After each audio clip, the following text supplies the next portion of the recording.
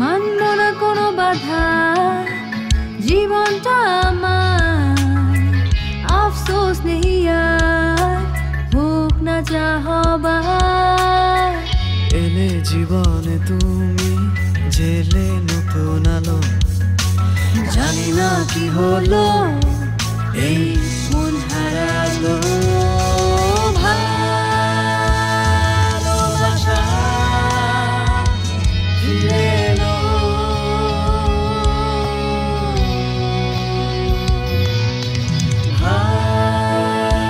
ভালোবাসা ফিরে এলো।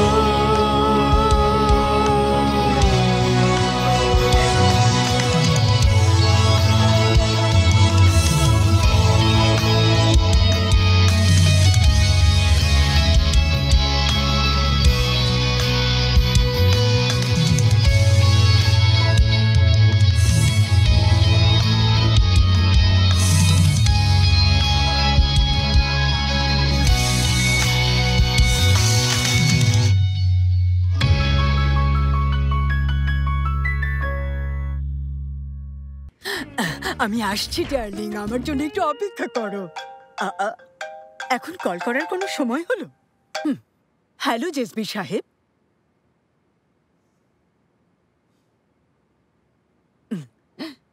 সরি, আমি একটু ব্যস্ত আছি।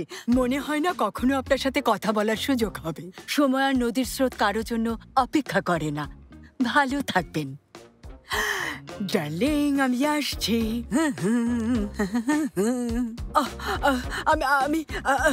আমি খুব দুঃখিত মুলায়ম সাহেব, দেরি হয়ে গেল। বসতে পারি?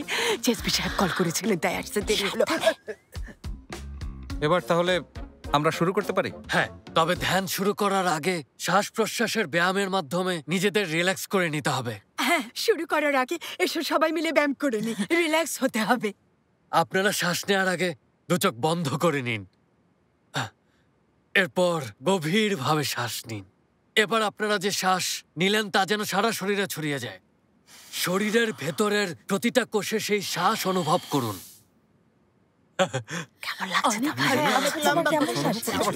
আমি তো কিছু বুঝতে পারছি না, আমার মাথায় তো কিছু ঢুকছে না।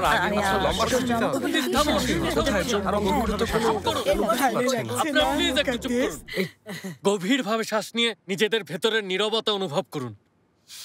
পৃথিবীর কথা শুনুন, প্রকৃতির কথা শোনার চেষ্টা করুন। মুস্তাফা, তুমি এটা কি করেছো? বিস্কিটগুলো আবার খেয়ে ফেলেছো। চুপ করো তো, খিদে পেয়েছিল তাই খেয়েছি। সবাই চোখ খুলুন। আচ্ছা, তাহলে এবার শুরু করা যাক। এখন শুরু করব? আমি অনেক এক্সাইটেড। এখন আমি চাই যে আপনারা একে অপরের সামনে আয়না ধরবেন। আয়না ধরার জন্য আবার আরেকজনকে কেন লাগবে? কি বলছেন? মানে কি বলছেন? আমি কিছু বুঝতে পারছি না। থামুন, কথা শুনুন। থামুন। আমি আয়নার কথা আপনাদেরকে রূপক করতে বলেছি। আপনারা যা করবেন তা হলো একে অপরের চরিত্র ধারণ করবেন।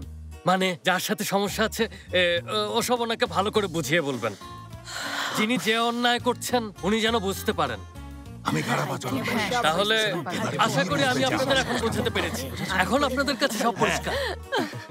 আচ্ছা, লাভ সার্কেলের নিয়মগুলো আপনাদের বলে দিচ্ছি। লাভ সার্কেলে যিনি আয়নার কাজ করবেন উনি অদৃশ্য থাকবেন। কেউ ওনাকে বাধা দিতে পারবেন না, কোনো বিষয়ে কেউই আপত্তি করতে পারবেন না। একজনের শেষ হলে আরেকজন বলার সুযোগ পাবেন। যিনি আয়নার কাজ করবেন ওনার বলার দরকার নেই যে কার চরিত্র ধারণ করেছেন। চরিত্র নিজেই সবকিছু বুঝে নেবেন। সব পরিষ্কার? বাহ বাহ বাহ, এই তো চমৎকার। তাহলে এবার শুরু করি। কে শুরু করবেন? আমি করব। না থাক, জৈনব ম্যাডাম শুরু করুক। হ্যাঁ, জেনেব আস্তে হাঁটো, তুমি কিন্তু পড়ে যাবে। এটা খেও না। তুমি তোমার পেটে ক্রিম লাগিয়েছো? ওষুধগুলো কি খেয়েছো? তুমি কি ঠিকমতো ঘুমাও? সাবধান, ধীরে ধীরে হাঁটো, এত জোরে হেঁটো না। এটা খেও না, ওখানে যেও না, তুমি ওটা পড়ো না। কিন্তু অতিরঞ্জিত থেরাপিস্ট ভাই, আমি এভাবে কখনো বলিনি। একটু থামুন, বাধা দেবেন না। জৈনব ম্যাডাম, একটা কথা জিজ্ঞেস করি। গতকাল আমাকে যেসব বলেছিলেন ওসব আপনার হাজবেন্ডের চোখের দিকে তাকিয়ে বলতে পারবেন?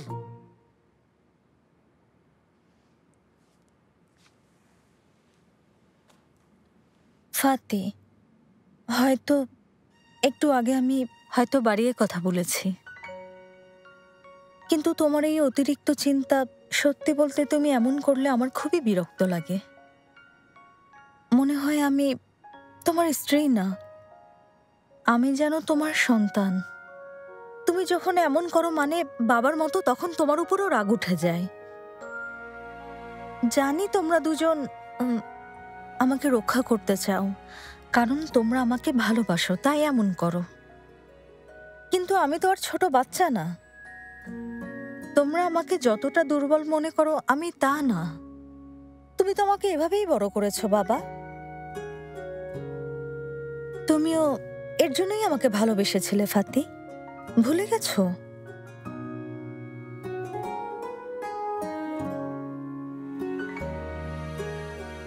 আমি দুজনকেই তোমরা যেমন সেভাবেই মেনে নিতে পারি, কিন্তু মাঝে মাঝে তোমরা সত্যিই খুব বাড়াবাড়ি করো, বিশেষ করে তুমি ফাতি। আমি তোমার কাছে চাই যে আমাকে তুমি শুধু একটু ভরসা করো, আর কিছু না। সবচাইতে জরুরি আর বড় বিষয় হলো নিজেকে রক্ষা করা, তাই না বলুন? আচ্ছা, আপনি কি উনি যা চান সেই কথাগুলো শুনেছেন মিস্টার ফাতি? হ্যাঁ শুনেছি। বুঝেছেন? হ্যাঁ বুঝেছি। সব পরিষ্কার? হ্যাঁ পরিষ্কার। এবার আপনি বলুন। কিন্তু দেখুন, ওই অতিরঞ্জিত কথাগুলো Please, আসলে আপনার সমস্যার কথা বলুন।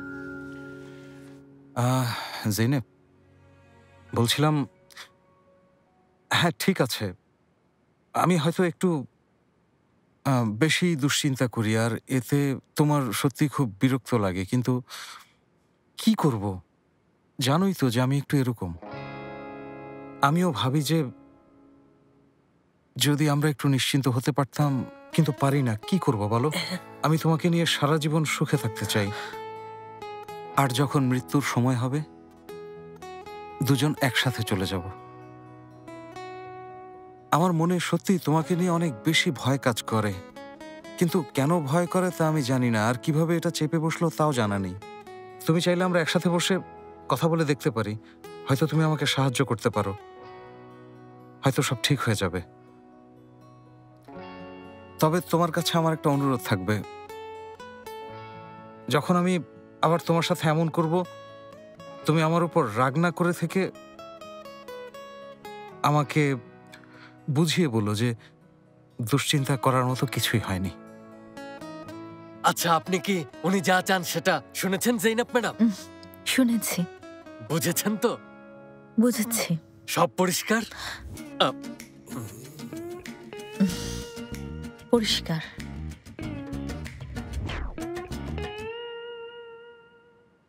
দুলাভাই, আমার জানা নেই যে কেন দেখা হওয়ার প্রথম দিন থেকেই তুমি আমাকে অপছন্দ করো। এবার মার খাবে কিন্তু। ওহ প্লিজ, কথার মাঝে কথা বলবেন না। তোমার ব্যাপারটা বুঝতে পারি, আমাদের খুব একটা ভালো সময় পরিচয় হয়নি, এটা সত্যি। তবে আমরা একসাথে অনেক কিছু করেছি। হ্যাঁ সত্যি, কখনো কারো প্রয়োজন হলে একে অপরের পাশে দাঁড়িয়েছি। তারপর আমরা আত্মীয় হলাম। কিন্তু তুমি কেন যেন কোনো একটা সুযোগ পেলেই কষ্ট দাও, মাঝে মাঝে অবজ্ঞাও করো। আরে ওরহান, এসব কি বলছো তুমি? হ্যাঁ ঠিক আছে, তোমার কাছে এমনটা মনে হতেই পারে যে আমি তোমাকে সত্যি সত্যি অপছন্দ করি, কিন্তু দেখো, আমি যখন কোনো সমস্যায় পড়ি সবার আগে তোমার কথাই আমার মনে হয়, আর তারপরে মুস্তাফা। ওরহান, আমার বোনকে তোমার হাতে তুলে দিয়েছি, সেলিন অন্যভাবে নিও না। তুমি আমার আপন ভাইয়ের মতো ওরহান। জানোই তো আমার ভাই নেই। তুমি আমার ভাই না হলেও আমি তোমাকে আমার নিজের ভাইয়ের মতোই মনে করি। দুই ভাই যেমন একসাথে ঝগড়া করে, মারামারি করে, রাগারাগি করে, তেমনি আবার কোনো একজন বিপদে পড়লে আর কেউ আসুক বা না আসুক, তার ভাই তার পাশে সব সময় দাঁড়ায়। দুলাভাই একদম ঠিক বলেছো। দেখুন, এটার সমাধান আমরা করে ফেলেছি। শেফকেত, তোমার জন্য প্রতিটা মুহূর্ত আমাকে ভয় থাকতে হয়। যে কোনো সময় বিস্ফোরিত হতে পারো, একদম বোমের মতো। জানো, আমি তোমার জন্য, আমার মেয়ের জন্য, সবাইকে নিয়ে একসাথে থাকার জন্য নিজের জীবনের ঝুঁকি পর্যন্ত নিয়েছিলাম। তোমার স্ত্রী হতে চেয়েছিলাম, আমার মেয়ের মা হতে চেয়েছিলাম, কিন্তু আমার এখন নিজেকে তোমার অভিভাবক বলে মনে হয় শেফকেত।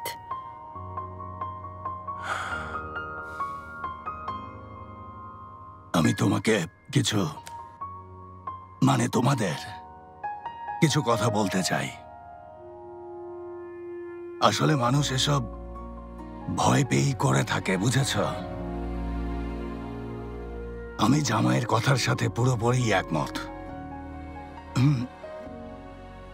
তাছাড়া কি জানো, আমার আশঙ্কা সত্যি হলো যখন আমি প্রথমে আমার পরিবার হারালাম। তুমি আমাকে ছেড়ে গেলে, তারপর মেয়েও চলে গেল। এছাড়া আরেকটা ভয়ও মনে চেপে বসলো। মনে হচ্ছিল তোমরা আর ফিরে আসবে না, আমি আর কখনোই দু চোখে তোমাদের দেখতে পাবো না।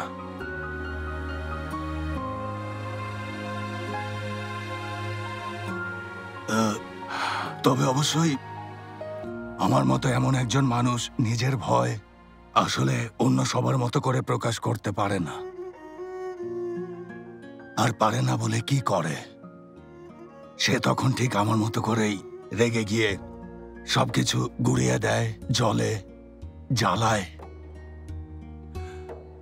আমিও ঠিক এমনটাই করেছি। সবকিছু এই ভয়ের কারণেই করেছি। এই তো, তাই বলে আমাকে আর কেউ ছেড়ে যেও না। তোমরা আর কখনোই এমন করো না, তাহলে আমি সহ্য করতে পারবো না।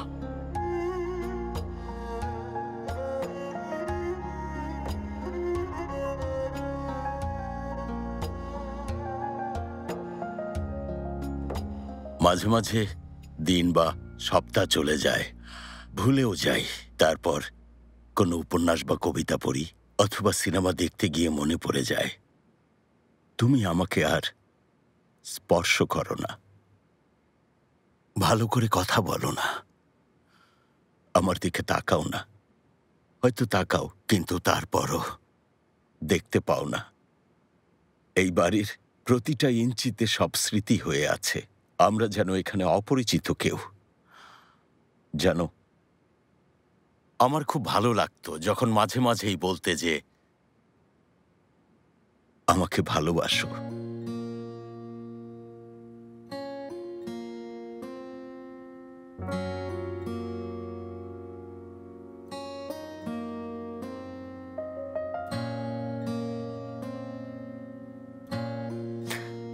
ফেহমি, আমি তোমাকে কতটা ভালোবাসি, হ্যাঁ, আমি কখনোই তা বোঝাতে পারিনি, কারণ তোমার চোখের দিকে তাকাতে পারিনি। তাকাতে গেলে দেখতে পেতাম যে তুমি আমাকে বিয়ে করে আফসোস করছো, তাই তাকাতে ভয় পেতাম। জানি না, আমার এমনই মনে হয়েছে, আমাকে মনে করানো হয়েছে। আমিও তাই না বোঝার ভান করতাম, পাগলামো করতাম। তারপর সত্যি পাগল হয়ে গেলাম। জানো না তোমাকে কতটা পাগলের মতো ভালোবাসি। আমি কিভাবে তোমার মতো একজন মেয়েকে বিয়ে করার জন্য আফসোস করব, কেন এমনটা মনে হলো?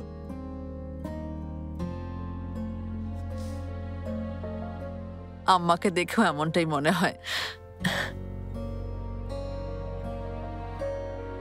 আমার সবসময় মনে হয় উনি সন্তুষ্ট না। মুকাদ্দেস,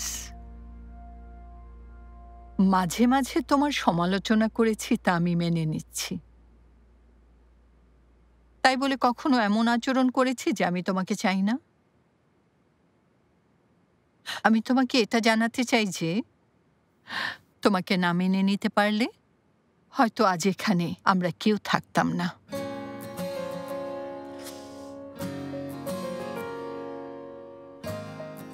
যদি তোমাকে অপছন্দ করতাম, তুমি যেসব কথা বলতে আমি তা গুরুত্ব সহকারে নিতাম।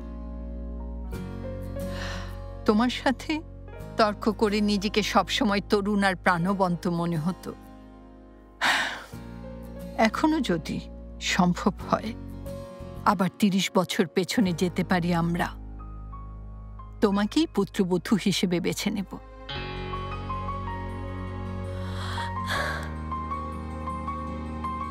তবে এখন আমার বয়স হয়েছে, যা বলছি একটু পর তা ভুলেও যেতে পারি।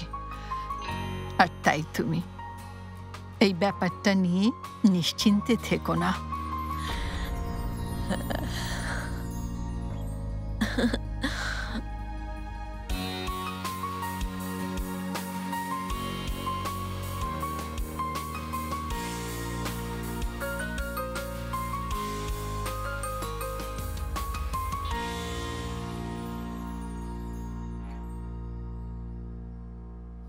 ধন্যবাদ। আমার খুব ছোট একটা সমস্যা আছে, তা হলো এখানে যে মানুষগুলো আছে আমি সহ, আমি চাই সবাই একসাথে ভালো থাকবো। এটাই হলো আমার একমাত্র সমস্যা। আমার আর কোনো সমস্যা নেই। আল্লাহর কাছে অনেক শুকরিয়া যে তুমি আমাকে কোনো সমস্যা দাওনি। আমি তোমার প্রতি সত্যি কৃতজ্ঞ। তবে ভাইজানের উপর আমি একটু রাগ করেছিলাম। দেখো ভাইজান, ওভাবে বড় বড় চোখ করে তাকাবে না, আমি কিন্তু আয়না ধরে আছি। আগে মাঝে মাঝে ভাইজানের উপর খুব রাগ হতো, কিন্তু এখন আর কোনো রাগ নেই। আমার এটুকুই বলার ছিল, এটুকুই। যদিও আমি বিশ্বাস করি না যে এই থেরাপি আমাদের কোনো কাজে আসবে, যেহেতু সবাই বলছে তাই আমিও কিছু কথা বলবো। আচ্ছা যাই হোক, কেউ যদি আমাকে যথেষ্ট গুরুত্ব দেয় তাহলে তার সাথে আমার কোনো সমস্যা হবে না। তবে ফাতির দুলা ভাই, জেইনে বাপু, ভাইয়া ভাবি বা যে কেউ হোক, বাবু হওয়ার পর যদি তোমরা কেউ কোনোভাবে আমার কথা ভুলে যাও, তোমাদের বাবু প্রতিদিন আমার হাতে মার খাবে। এলিপসো, এসব কি বলছো তুমি? আমাদের এত ছোট একটা বাবু, আর তাছাড়া আমাদের যখন... এভাবে বাধা দেবেন না। ছোট ম্যাডাম কি চায় তা আপনারা ভালো করেই শুনেছেন। শুনেছি। বুঝেছেন? বুঝেছি। পরিষ্কার তো? পরিষ্কার। আমার একটাই সমস্যা হলো একাকিত্ব।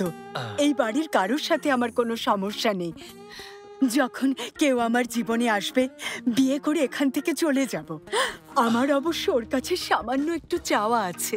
আমি ওর কাছে খুব বেশি কিছু চাই না। এই যেমন স্মার্ট, গোফ থাকবে, দাড়ি থাকবে, সামান্য টাক, সারাক্ষণ হাসি খুশি থাকবে, আর মানুষের সাইকোলজি খুব সহজেই বুঝতে পারবে। মুলায়ম সাহেব, মুকাদ্দের আন্টি যা চান তা কি আপনি শুনতে পেয়েছেন? শুনেছি। বুঝেছেন তো? বুঝেছি। পরিষ্কার তো? পরিষ্কার। আচ্ছা, হয়তো আর কারো কথা বলা বাকি নেই। আমি বলবো না? আমি আপনি ভুলে গেছেন নাকি? আমি আছি। ভুলে গেছে, আমি আসলে অস্তিত্বহীন। সরি সেলিন ম্যাডাম, প্লিজ আপনি বলুন। আয়নায় তাকিয়ে আপনার কথা বলুন।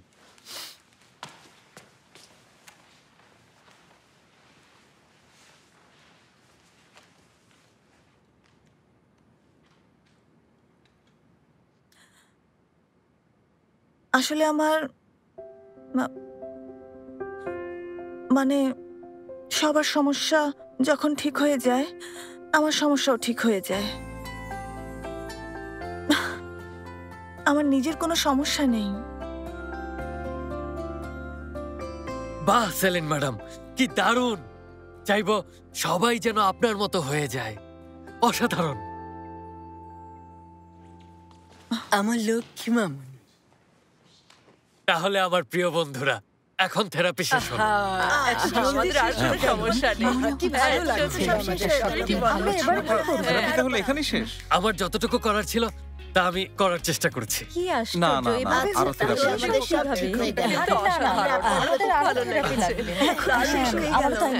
আপনাদের সবাইকে অনেক ধন্যবাদ।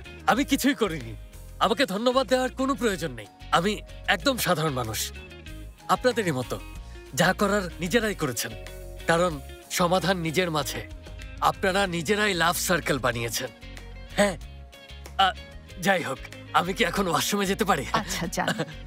অনেক ধন্যবাদ। যেতে পারে। আসছি, এখন আসছি। অনেক হালকা লাগছে, তাই না? লোকটা সত্যি অনেক জ্ঞানী, তাই না? কতটুকু জ্ঞানী তা জানি না, তবে ওনার অদ্ভুত একটা ক্ষমতা আছে। হ্যাঁ ঠিক, সত্যি সত্যি অনেক ভালো লাগছে। মম, তোমাকে অনেক ধন্যবাদ। আসলে আমাদের জন্য এটা খুব দরকার ছিল, তাই না? আমি ওনাকে বাড়িতে নিয়ে এসেছি, কিন্তু ওনার প্রোস্টেটের যে অবস্থা তাতে তো মনে... আমাদের অনেক সুন্দর একটা পরিবার, সত্যি অনেক।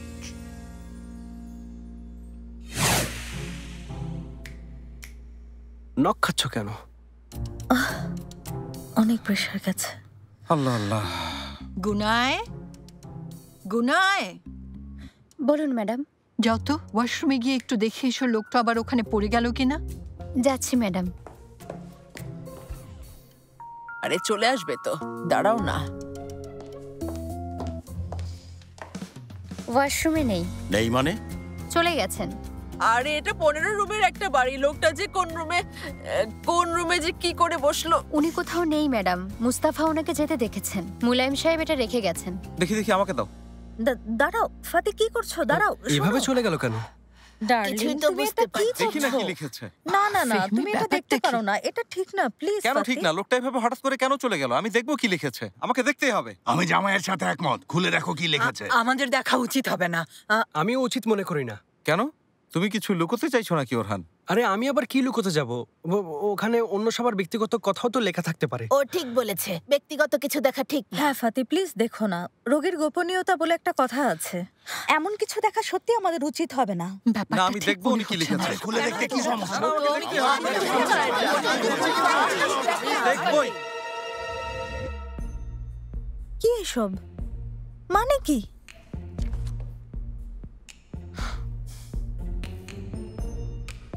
জিনালি এসব কেন এঁকেছে? এর কোনো মানেই হয় না। সমস্যার কথা শুনতে শুনতে সমস্যা? আমরা যা বলেছি। তার মানে তোমার কোনো সমস্যা আছে? ওরহান, ব্যাপারটা কি হলো সেটা আগে ভাবো। আরে এইসব করতে যদি ইচ্ছে না করে তাহলে আমাদের সাথে এগুলো কেন করতে এসেছে? আর এলোই যখন, তাহলে এভাবে চলে গেল কেন? আল্লাহ, লোকটা পাগল নাকি? যাওয়ার আগে উনি অন্তত আমাকে বলে যেতে পারতেন। ওনার ফিও তো দেয়া হয়নি। লোকটা সত্যিই অদ্ভুত। লোকটা আমাদের রেখে এভাবে চলে গেল, আর আপনি ফি দেয়া হয়নি বলছেন? উনি তো ওনার কাজ ঠিক মতোই করেছেন, অবশ্যই ফি দেব। আমি এখনই হসপিটালে গিয়ে দিয়ে আসছি। আমিও তোমার সাথে যাব। তুমি কোথায় যাবে শেফকো? আমি তোমাকে বিশ্বাসই করি না। লোকটাকে যা বলার আমার সামনেই বলবে, বুঝেছো? শান্ত হও শেফকে। শান্তই আছি। সত্যি বলতে মুকাদ্দেস যে কোনো সময় যে কোনো কিছুই করে বসতে পারে। ফেহমি সাহেব, কি বলতে চাচ্ছেন মেরিয়াম ম্যাডাম? ঠিক আছে, তোমরা কথা বলো, আমি যাচ্ছি। আমিও যাব। এভাবে কেন চলে যাবে? না শেফকো কোথায় আর যাবে? ওদিকে কোথায় যাচ্ছ? এদিকে যাচ্ছ? ওনার রুম, চলো ভেতরে যাই। চলো ওনার সাথে কথা বলি। আরে উনি এখানে আছেন। এদিকে আবার কে? বুঝলাম না। আচ্ছা, মুলায়ম সাহেব কোথায় গেল? এখানে। এখানে কোথায়? এই তো এখানে। আপনাদের কিভাবে সাহায্য করতে পারি? আমরা আপনাকে না, আমরা মুলায়ম সাহেবকে খুঁজছিলাম। মোলায়েম আমারই নাম ম্যাডাম। ও আচ্ছা, আপনার নামও মুলায়ম? আমরা মুলায়ম মুত্তু হ্যাপসন সাহেবকে খুঁজছিলাম। ওটা তো আমি। তাহলে যে লোকটার সাথে কথা বললাম উনি কে? কোন লোক? ওই যে কেমন অদ্ভুত দেখতে, ওই লোকটা সত্যি বলতে চোরের মতো দেখতে, তাই না ফেহমি? যেন শয়তান মানুষের রূপ ধরে আছে। বলুন না কোথায় আছে? আল্লাহ আল্লাহ, আমাকে নিশ্চয়ই ওরকম দেখাচ্ছে না। আচ্ছা মম, তুমি ওই লোকটার সাথে এখানেই দেখা করেছিলে? বাবা, আমি এখানেই কথা বলেছি, সত্যি বলছি। লোকটা ওখানেই বসেছিল। ওনার অ্যাপয়েন্টমেন্ট নিয়ে থেরাপি নিলাম। এই লোকটার কথা বলছেন আপনি?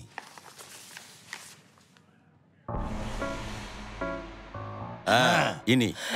হ্যাঁ, এই লোকটার কথাই বলছি। এবার সব বুঝতে পেরেছি। আপনারা হালিস সাহেবের সাথে কথা বলেছেন। হালিস সাহেব? উনি কে? হালিস মানে? হালিস কে? আমি কিভাবে বলবো? হালিস আমার অনেক পুরনো একজন রোগী। কি? কি করছেন হালিস? আঁকছিলাম। খুব সুন্দর। জায়গাটা কোথায়? এই রুম।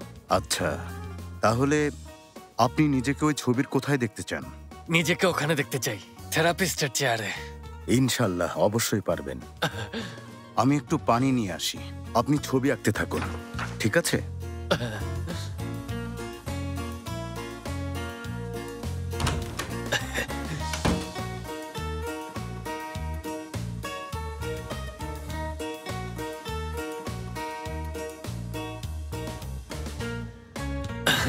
কেমন আছেন আপনারা? মুকাদ্দেস, আমি মনে হয় প্রেমে পড়েছি। না, মনে হচ্ছে ইনি আমার জীবন সঙ্গী। মুকাদ্দের, তুমি এসব কি বলছো? জীবন সঙ্গী মানে ওনাকে তুমি তোমার মরণের সঙ্গী বানানোর কথা পর্যন্ত ভেবো না। তওবা। প্লিজ এবার একটু থামুন। মানে আমরা মানসিক রোগের থেরাপি নিলাম। পাগল। ওই পাগলে পাগল চেনে মুকাদ্দেস। মুকাদ্দেস, তোমার কাছ থেকে তো আসলে এটাই আশা করা যায়। যাই হোক, মুকাদ্দেস তো আর জেনে শুনে এটা করেনি। তবে একটা বিষয় ভেবে দেখো, আমরা সুস্থ হয়ে গেছি। আমরা এখন কত সুন্দর একটা সুখী পরিবার। কোনো ভালো মানুষ আমাদের সুস্থ করতে পারতো বলে তোমার মনে হয়? আমি হয়তো প্রেমে পড়েছি। আমাদের দুজনের মধ্যে এত মিল। মুলায়ম সাহেব চমৎকার লোক, এত ভদ্র একজন মানুষ। এই মনটা আমার নেই জেজমি সাহেব। জেজমি সাহেব নাকি মুলায়ম সাহেব? জেজমি, মুলায়ম, মুলায়ম, জেজমি। কি হলো? মরে গেছে? না, জেনেটিক সমস্যা। মুকু, তোমার কি কিছু বলার নেই? জলদি ওঠো মুকু, ওঠো তো।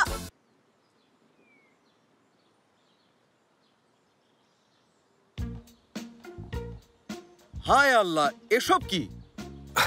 কি একটা অবস্থা! আরে ভাই, আমার তো মনে হয় রাজ পরিবারেও এর চেয়ে কম লাগেজ থাকে। দুলা ভাই, একটা কথা বলি, মনে হয় না এতগুলো লাগেজ নিয়ে আমাদের বোটে উঠতে দেবে। দেখুন ফাতি স্যার, এত বড় গাড়ি একদম কানায় কানায় ভরে গেছে। বোটে যদি ওঠাতে না দেয় তখন কি করব? আমি জানি না মুস্তাফা। শোনো, এই লাগেজগুলো খুলে দেখলে কয়েক ডজন অপ্রয়োজনীয় জিনিস বের হবে। জেনেব হেয়ার স্ট্রেটনার কিনেছে, ওটা নাকি খুব জরুরি ছিল।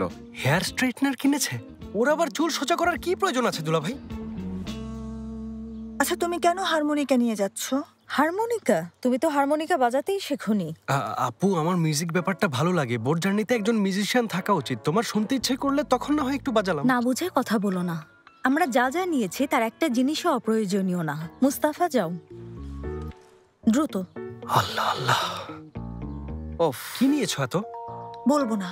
কি আছে এগুলোর মধ্যে? সবগুলো সাজিয়ে রেখো। আরে এত লাগেজ কেন? হ্যাঁ, বাড়িতে যা ছিল সবকিছু তুলে নিয়েছে। পুরো বাড়িটাই খালি করেছ? মুকাদ্দেস, ডাইনিং রুমটাও সাথে নিলে পারতে। না। আরে ফেমি, আমরা ওর মধ্যে অল্প কিছু জিনিস নিয়েছি। মুকাদ্দের, তুমি না গেলে ভালো হতো। মাত্রই সুস্থ হয়ে উঠেছো। আল্লাহ না করুক যদি তোমার কিছু হয়ে যায়। আপনি চিন্তা করবেন না গুলসুম সুলতান। আল্লাহ যেহেতু আরেকবার সুযোগ দিয়েছেন, আমি এটাকে কাজে লাগাবো। ভয়ের কোনো কারণ নেই। আমরা তোমাকে কেন ভয় পেতে যাব ফকির? ওকে দেখো, ও যে আসলে নিজেকে ঠিক কি মনে করে। মুস্তাফা, আমার রুমে যাও। আমি আমার লাগেজ নিয়ে এসো জলদি। মুস্তাফা, খাটটাও নিয়ে এসো। আরো বাকি আছে ম্যাডাম, সবই তো নিয়ে এলাম। আচ্ছা, তাহলে ঠিক আছে। আচ্ছা, এখন চলো, আমাদের দেরি হয়ে যাচ্ছে। চলো তো। তাহলে আচ্ছা মারিয়াম, এটা কেমন হলো? তুমি দেখছি আমাকে বলে এখন নিজেই যেতে চাইছো না। আর এটা কিভাবে হয়? আমি এখানে থাকবেন। বাচ্চাদের দেখার জন্য আমার এখানে থাকা প্রয়োজন। কেন? অন্য কেউ দেখে রাখতে পারতো না? না। হায় আল্লাহ। আচ্ছা, এসো। এলিপসো, তুমি কিন্তু কাউকে বিরক্ত করো না, ঠিক আছে? আচ্ছা। হ্যাঁ, লক্ষ্মী মেয়ে। ওই, আমি যাব কিনা একদম বুঝতে পারছি না। আহা, ইয়াদিগার, আমি এখানে থাকবো, তুমি ওখানে যাবে, এমনই কথা হয়েছে। আচ্ছা, আমি তাহলে যাচ্ছি, তুমি থাকো। ভালোভাবে পরীক্ষা দিও, কেমন? ফাতিকরা যাবে না? যাবে, আইফেরের সাথে ফোনে কথা বলেছি। ওরা সোজা বন্দরে যাবে। আচ্ছা, তাহলে আমরা সবাই এখন যাই। এলিপসো ভাবিকে কিন্তু তাহলে আসি, জলদি করে কল দেব। সেলিম, বাবা, আমাদের কল করো, কেমন? বাবা, তুমি কিন্তু কাউকে বিরক্ত করবে না। আর সেমানুর, তুমি আমাদের ভিডিও কল করো। আচ্ছা, আমি কল করব। ওর খেয়াল রাখবেন, চিন্তা করবেন না। তুমি ভেতরে যাও, ঠান্ডা লাগছে। ঠিক আছে, আচ্ছা, আমরা যাচ্ছি। এসো, সবাই সাবধানে যেও।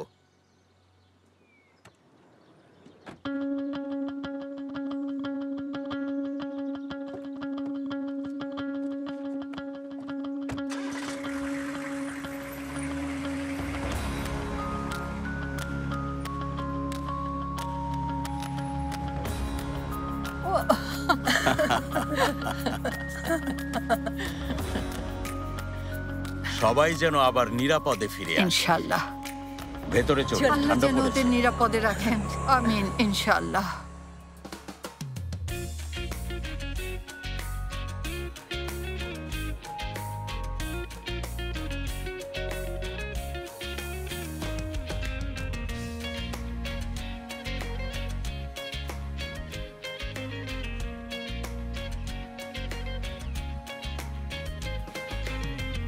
সুস্বাগতম। সুস্বাগতম।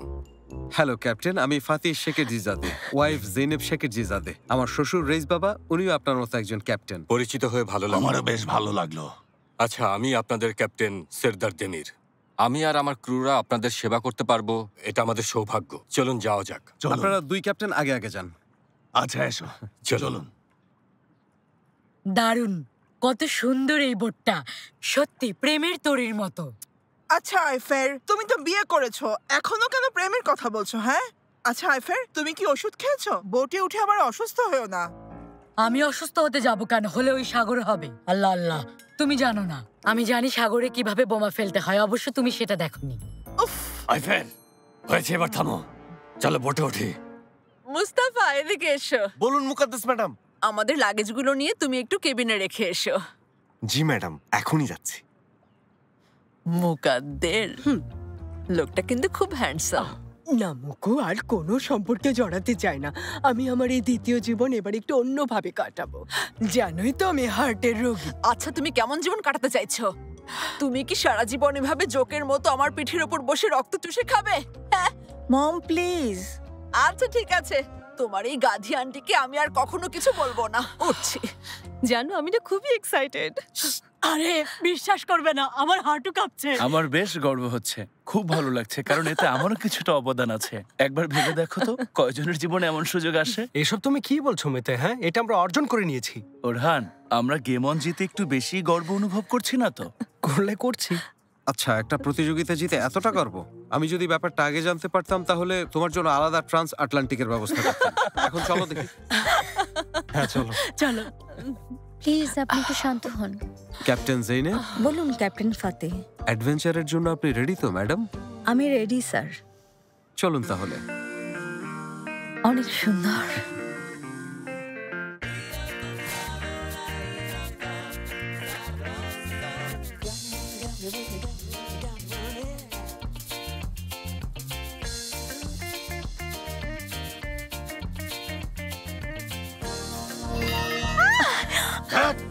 কি ব্যাপার কামিল, বেল বাজালে কেন? এভাবে কেউ ভয় দেখায়? হ্যাঁ গাধা। সবকিছু কত সুন্দরভাবে সাজানো গোছানো।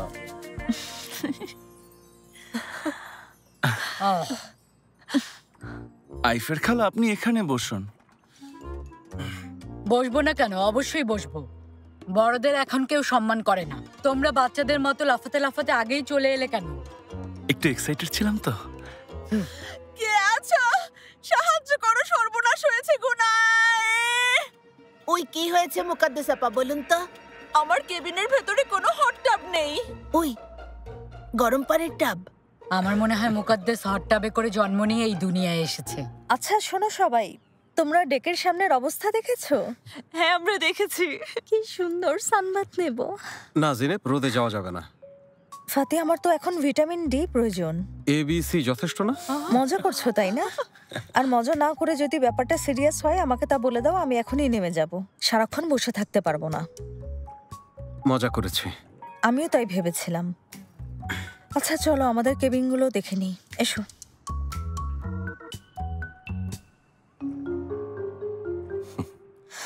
আপনাদের সবাইকে আবারও সুস্বাগতম। আজকের দিনটা আনন্দময় করার জন্য আপনাদের কিছু নিয়ম মানতে হবে। শুরুতেই আপনাদের কেবিনে যে নির্দেশাবলী দেওয়া আছে তা মনোযোগ দিয়ে পড়ে ফেলবেন। আমাদের এই বোট ৪৫ মিটার লম্বা আর ৯ মিটার চওড়া, ৬টা পাল আর ২টা ইঞ্জিন, প্রতিটা ১৬০০ হর্স পাওয়ারের, প্রায় ১৩ নটিক্যাল মাইল গতিতে চলতে পারে। আশা করছি আপনাদের খুব ভালো লাগবে। আমরা আপনাদের সব চাহিদা মেটাতে চেষ্টা করব। আর একটু পরেই নোঙর তোলা হবে। আপনারা যদি চান তাহলে এখন নিজেদের কেবিনে যেতে পারেন। আশা করছি দিনটা উপভোগ্য হবে। ঘোড়ার ডিম হবে। আমার কেবিনের ভেতর কোনো হট টাব নেই। আমার সাথে একজন হার্টের রোগী আছে।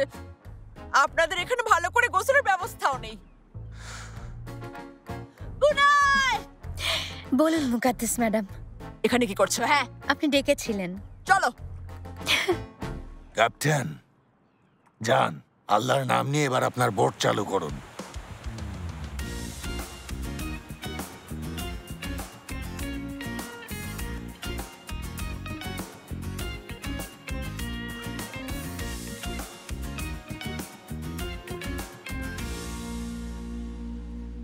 মুকো, ফেহমি অনেকদিন ধরেই সারা পৃথিবী ঘুরবে বলে আসছিল, কিন্তু এলো না। ঠিকই বলেছ, ফেহমি তো আমাকেও এই কথাটা অনেকবার বলেছে। বুঝলাম না। সত্যি আমি ওর এই ব্যাপারটা বুঝতে পারছি না। হয়তো তুমি এসেছো বলেই ও এখানে আসেনি। মুকু, আমি এসেছি বলে ও কেন আসবে না? তুমি কি বলছো এসব? হ্যাঁ, হয়তো দূরে থাকতে চাচ্ছে। আচ্ছা, তুমি কি বলতে চাচ্ছ? পাগল হয়ে গেছো নাকি? আমার থেকে দূরে থাকা উচিত। ও কিন্তু এখনো ওনার সাথেই আছে। আমার কি? ওর যা ইচ্ছে করে করুক। মা ছেলে দুজন মিলে বিরক্তিকর গান শুনুক।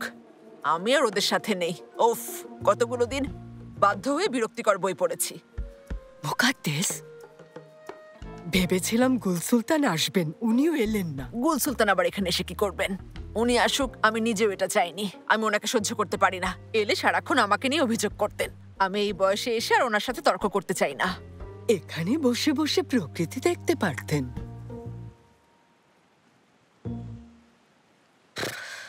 কি হয়েছে? সেলিমের কথা মনে পড়ছে। আমারও মনে পড়ছে। ওকে আনলেই পারতাম, কেন যে রেখে এলাম। কিন্তু জেনেব, তুমি তো না করলে। আমি একটু দ্বিধায় ছিলাম, নিয়ে আসবো না রেখে আসবো বুঝতে পারছিলাম না, কিন্তু তুমি যখন রেখে আসতে বললে।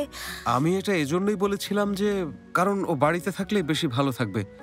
এখানে আসলে হয়তো ওর ঠিকমতো যত্ন হতো না। ও তো ছোট, অসুস্থ হয়ে যেতে পারতো। হ্যাঁ, তুমি ঠিকই বলেছ, নাইনেই ভালো হয়েছে। তুমি একটু তোমার মনকে শান্ত রাখো, আমরা ঠিক কাজটাই করেছি। কি সুন্দর জায়গা, তাই না? সত্যি অনেক সুন্দর। কখন যে সাগরে সাঁতার কাটবো। মুকু, কি এনেছো এটা? যাও ভালো করে বানিয়ে নিয়ে এসো। ঠিক আছে ম্যাডাম। সমস্যা নেই, আমি এটাই খাবো। এই ও কেমন মহিলা? এখানে আসার পর থেকে তো ওর কোনো কিছুই পছন্দ হচ্ছে না। মানুষ এতটা নির্লজ্জ হয় কি করে? চুপ আইফের, চুপ। ওর চিৎকার আমি আর একদম সহ্য করতে পারছি না। শোনো, এটা তো কিছুই না, এখন তো চুপচাপই আছে। গুলসুম খালা এলে তখন দেখতে ওনার জন্য খুব কষ্ট হয়। ওই আর বলো না, ভাবিও না এসে ভালো করেছে। কেন? আরে ভাবি যদি এখানে আসতো, ভাইজানের সাথে ঝগড়া লাগতোই। কি অবস্থা হতো একবার ভাবো। বাদ দাও, বাদ দাও। শুনছো? এই একটু এইদিকে এসো তো। হ্যাঁ, বলুন কি করতে পারি? শোনো, আমার খুব খিদে পেয়েছে, তুমি যাও আমার জন্য কিছু খাবার নিয়ে এসো। একটু পরেই খাবারের ব্যবস্থা করা হবে ম্যাডাম। তার মানে এখন কিছুই দিতে পারবে না? তাহলে যাও, একটু জলদি করো। আল্লাহ আল্লাহ, আমাদেরকে এখানে না খেয়ে মরতে হবে? অপেক্ষা করুন, একটু পরেই হয়ে যাবে। অনেক ধন্যবাদ। এই, ও আমাকে কি বললো? এই এদিকে এসো। বসো তো। এটা কি ধরনের ব্যবহার? কেন এভাবে রাগ দেখাচ্ছ তুমি? তোমার আর মুকাদ্দেসের মধ্যে কোনো পার্থক্যই তো থাকলো না। তুমি এটা কি বললে ইয়াদিগার? শেষ পর্যন্ত আমাকে ওর সাথে তুলনা করলে। আমি ওর মতো না। শুনতে পাবে, চুপ। আচ্ছা, গতি কত? 13 নটিক্যাল মাইল। ইঞ্জিন আছে নাকি এটা পালতোলা বোট? হ্যাঁ আছে, ইঞ্জিন আছে, তবে প্রয়োজন পড়লে তখন পাল তুলে দেই। কত হর্স পাওয়ার? কত হর্স পাওয়ার লাগবে? আমাদের সাথে বেয়াদবি করছো? এটা নিয়ে মাথা ঘামাচ্ছ কেন? চলছে না? চলছে তো। হ্যাঁ, ও এই ব্যাপার। তুমি হয়তো আমাদের ব্যাপারে কোনো কিছুই জানো না। আমরাও কিন্তু নাবিক, আমরা বোটে সবকিছুই বুঝি। একটা বোটে কি কি থাকে আমরা সবই জানি। কি ভেবেছিলে? হ্যাঁ, দুঃখিত, আমার এভাবে বলা আসলে উচিত হয়নি, ক্ষমা চাইছি। হয়েছে হয়েছে, আর ভালো মানুষই দেখাতে হবে না। আমরা কৃষ্ণ সাগরের নাবিক, আমরা ভয় পাই না। স্টাফ, জলদি পরিষ্কার করো। তবা তবা, আমাদের সাথে বেয়াদবি করতে আসে, সাহস কত! আমার বোট প্রায় 30 মিটার লম্বা, মাছ ধরার বোট। তবে ওটা যে কোনো বোট না, একটা দানব। ওটার জন্য বাতাস বা কোনো সাগরের ঢেউয়ের প্রয়োজনই হয় না, এমনিতেই ওটা চলতে থাকে। আপনার বোটটা খুব মিস করছেন, তাই না রেস? কে আবার নিজের বোট মিস না করে বলুন? আপনি কিছুদিন এটা থেকে দূরে থাকলে মিস করবেন না? ও ভাইজান, আর বলবেন না। তবে এটা আপনার বোটের মতো না। আপনার বোট যতটা হিংস্র, আমার এটা ততটাই শান্ত। আপনার বোট যতটা একরোখা, আমার এটা ততটাই ভদ্র। আপনার বোট যতটা অগ্নিশর্মা, আমার এটা ততটাই সুন্দর। তবে আমরা যখন পাল তুলে দেই বোটে। আপনি আমার বোট নিয়ে এমন বাজে কথা বলছেন কেন বুঝলাম না। মোটেও বলছি না রেস, তবে এটা আপনারটার মতো না। যখন আমরা পাল তুলে দেই তখন এই রূপসী মেয়ে দানবে পরিণত হয়। বিশেষ করে বাতাস যখন আমাদের অনুকূলে থাকে, শুধু আপনার দানব না, টাইটানিককেও হারিয়ে দেবে। এখনো কথা বলেই যাচ্ছেন। দেখুন, আমরা একটু গভীরে যাই। পাল তুলে দেওয়ার পর আপনি বুঝতে পারবেন আমি কি বলতে চেয়েছি। ইচ্ছে করছে যে এখনই এই লোকটার হাত পা বেঁধে ক্যাপ্টেন কাকে বলে দেখিয়ে দেই। হ্যালো, আচ্ছা আসছি। আপনাদের খাবার রেডি। আচ্ছা ঠিক আছে, চলুন তাহলে খেয়ে আসি।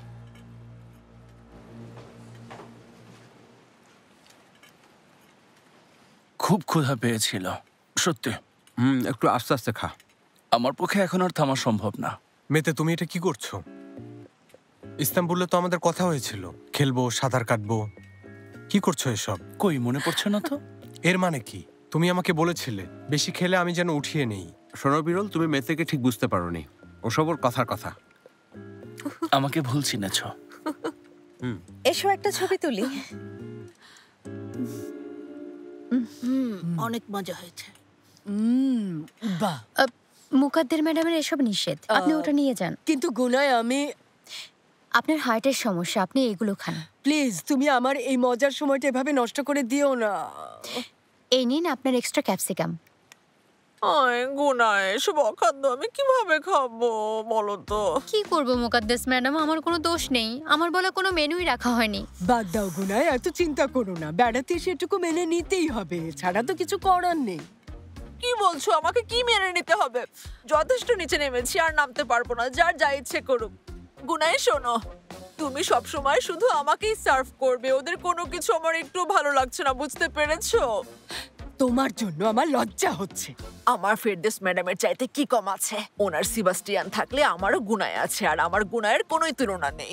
তুমি সত্যি পুরোপুরি পাগল হয়ে গেছো। তুমি বেশি কথা বলো না, তোমাকে কিন্তু একদম সাগরের মধ্যে ফেলে দেব। ফেরদৌস ম্যাডাম আবার কে? মুকাদ্দেসের কথায় বাদ দিন। তোমরা আসলেই একটা দারুণ কাজ করেছো, আমাদেরকে এখানে নিয়ে এসেছো। তোমাদের জন্য এত সুন্দর সময় কাটাতে পারছি, তবে আরেকজন থাকলে আরো ভালো হতো। আরেকজন? কে বাকি? কোথায়? সবাই তো এখানে আছি। না, সবাই নেই। তুরকান এখন আমাদের সাথে থাকলে ভালো হতো। আমি ওকে 1000বার বলেছি, এরপর না এলে আমি কি করব? আরে তুরকানের কথা বাদ দাও তো আম্মা, ও এখানে এসে কি করবে? আর তুমি সারা জীবন কি বাচ্চা মানুষ করেই যাবে? ও এখানে এলে এলিপসু আসতে পারতো, তাছাড়া ওই বাচ্চা সেলিমও আসতে পারতো। সাজিবের ব্যাপারটা ওরকম না, মানে ও এখানে এলে অবশ্যই ভালো হতো। তুমি হায়দার আঙ্কেলের সামনে সব কি বলছো? মানে কি? মনে হচ্ছে তুমি ওকে খুব পছন্দ করো। বেকুব।